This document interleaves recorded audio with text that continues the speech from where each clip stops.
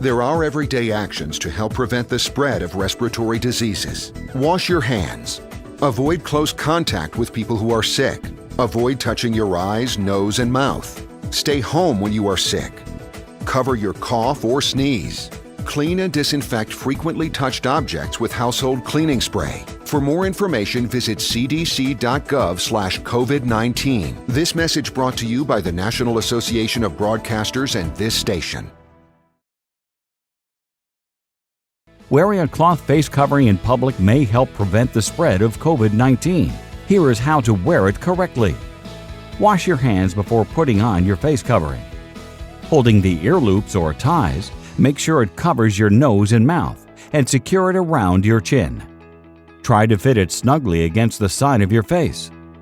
Make sure you can breathe easily and keep the covering on the entire time you're in public. For more information, contact the CDC.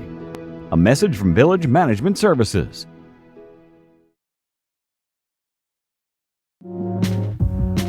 Hey Orange County, we wanted to check in and remind you to please wear a mask whenever in public, especially if you can't maintain a minimum of 6 feet while social distancing. Remember, masks help slow the spread of COVID by limiting the spread of droplets, especially for those of us who may be asymptomatic. Wearing a mask, we make sure we protect each other and take care of each other as the COVID-19 pandemic continues. Mask up and stay safe, OC. Stay safe, OC. Stay safe, OC. Stay safe, OC. Mask up, practice distancing, and stay safe, OC. Stay safe, Orange County.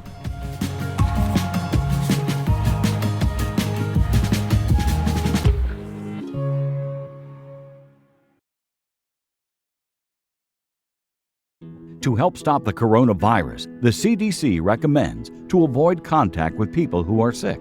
Cover your cough or sneeze with a tissue, then throw the tissue in the trash.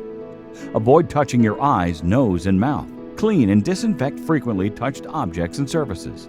Stay home when you are sick, except to get medical care. Wash your hands often with soap and water for at least 20 seconds. For more information, contact the CDC. A message from Village Management Services. The world is talking about coronavirus, but it's hard to know what to listen to. We have answers to your questions like, who's most likely to get seriously ill? People over 65. People with underlying medical conditions like heart disease, chronic lung disease, asthma, diabetes, people undergoing cancer treatment, and people with weakened immune systems.